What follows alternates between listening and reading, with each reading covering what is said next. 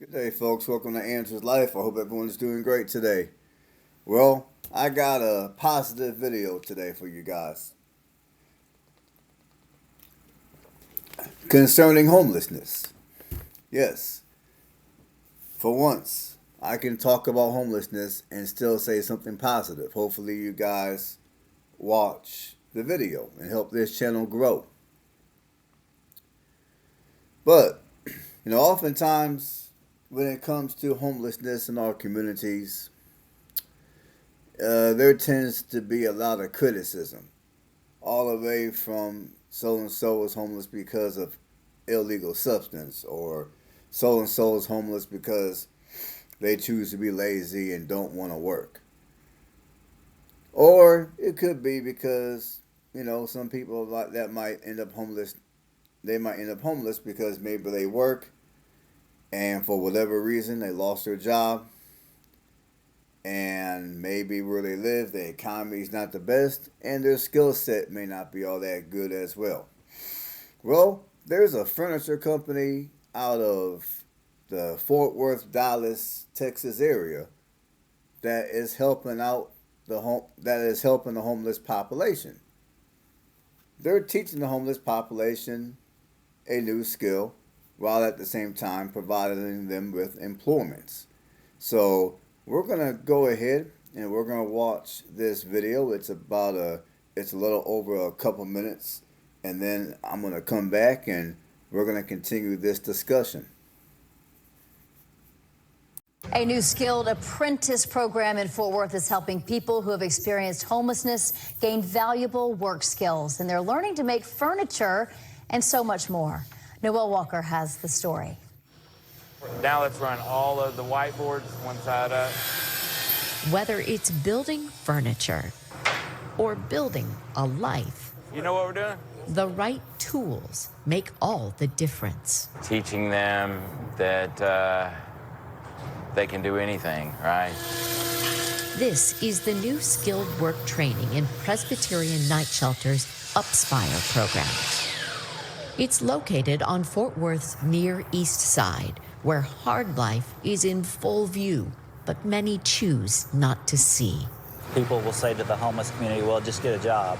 Well, this is actually doing that. We're not only giving a job, but we're giving a skills-based job, teaching our guys a skill that they can take with them for the rest of their life. We're gonna do 2 glue ups. Creating something others can use has a way of making the creator feel useful. Feel great, to step back and just see something that you had your hands on, that's a finished product that actually came out very good. You know what I mean?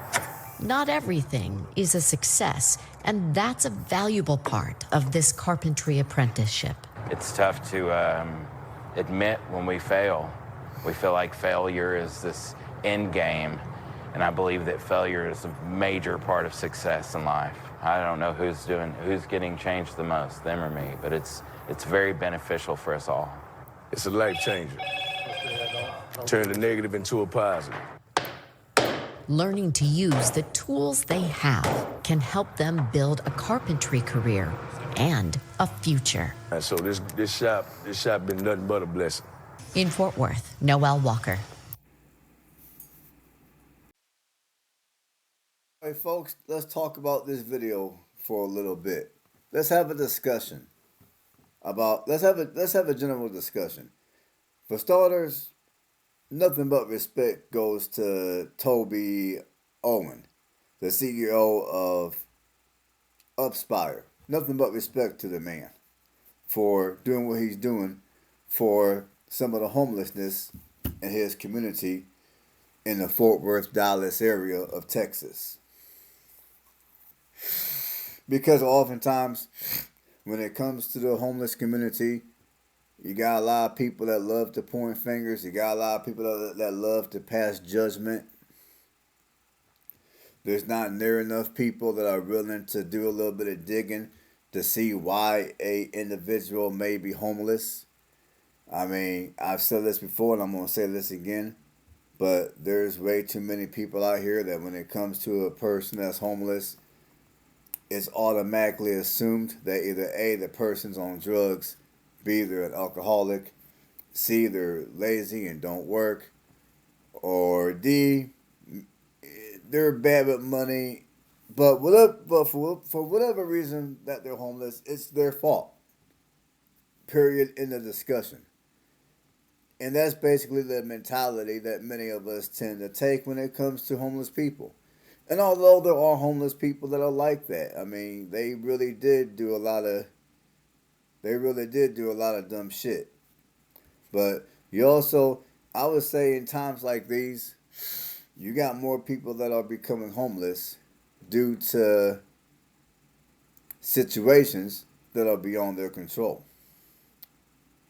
And I would say even those who may have made a couple of mistakes that may have landed them in the streets.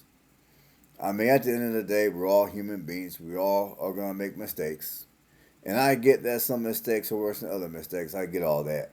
But the point of the matter is, I just like the fact that the CEO of the furniture company in the Dallas Fort Worth area, they're actually taking some of these people that are homeless. They're basically taking them off the street. They're teaching them a skill, and they're earning an income at the same time. At least I'm assuming they are. But at the very least, they're learning a valuable skill that they can take with them to other places for employment opportunities, or they can take those type of skills and some of them can have their own business. And I think as a society, if we're going to truly help the homeless population, if we truly even care about the homeless population, if we truly even care to help them, one thing that we need to, matter of fact, I'm gonna name a list of things that I personally think that we ought to do. As you know, we're talking about the United States, but I'm gonna name a list of things that I think we ought to do here in the United States in order to effectively help the homeless population. And none of this is in any particular order. But I think for one, anyone that's homeless that that shows up to any kind of a homeless shelter or any type of facility, yes, they need to be drug tested. They need to be tested for alcohol. They also need a mental evaluation because if they have any of those things going on, oh, and they also need it also needs to be found out whether they have any type of an addiction, whether it be drugs, alcohol, gambling, any of that type of stuff. Because if anyone who's homeless has any of those things going on, no matter how much money you throw at that person, no matter how much you try to help that person in other ways, that person is not gonna. I mean, that person is still. I mean, they're not. They're still not gonna succeed. They're still not gonna be successful.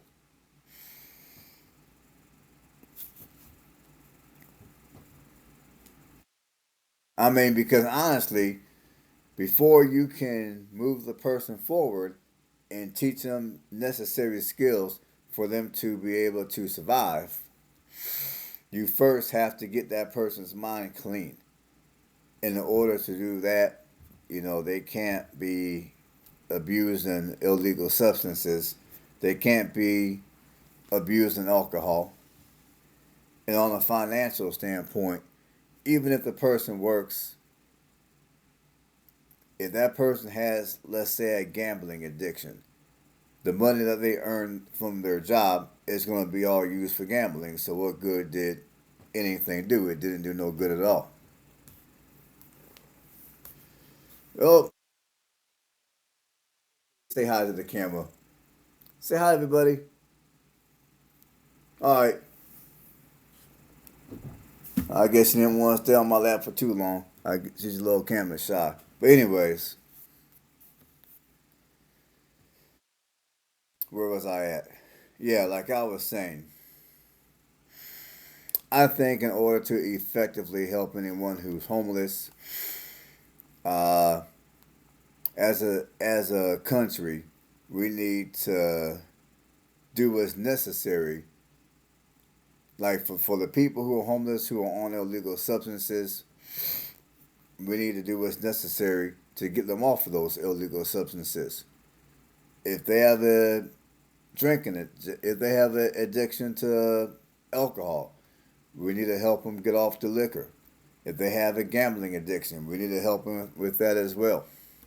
And then once they accomplish all those things, the next thing that we need to do is, if they don't already have a marketable skill that they're able to do, then we need to train these individuals to learn a marketable skill. And then once they have all that together,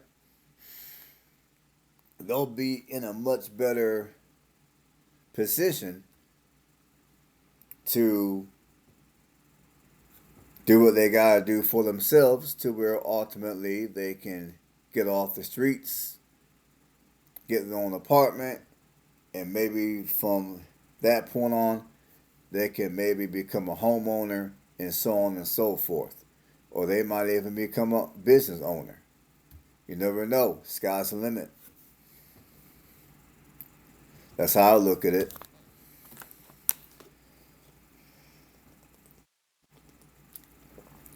And I think programs like the program that I just mentioned, which obviously I'm talking hypothetically here, but I think programs like the program that I mentioned ought to be mandatory for anyone that's homeless that wants help. It ought to be mandatory that they go through that kind of a program. Now, for those that don't want to go through that kind of a program, I mean, I don't mean to be cold, but for those people, there's really nothing you can do for them. Just, you know, I guess make sure they have a little bit of food. Make sure they're not freezing to death during the winter. And, outside of that, that's about all you can do. Now, I know some of you would say, you know what, F all that. If the person doesn't want to do anything for themselves and they perish as a result, oh well, it is what it is.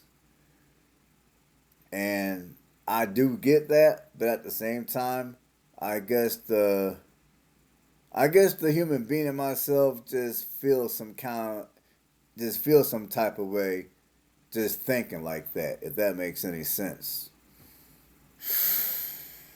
But I definitely feel that as a society, we need to do a lot better when it comes to dealing with the homeless population.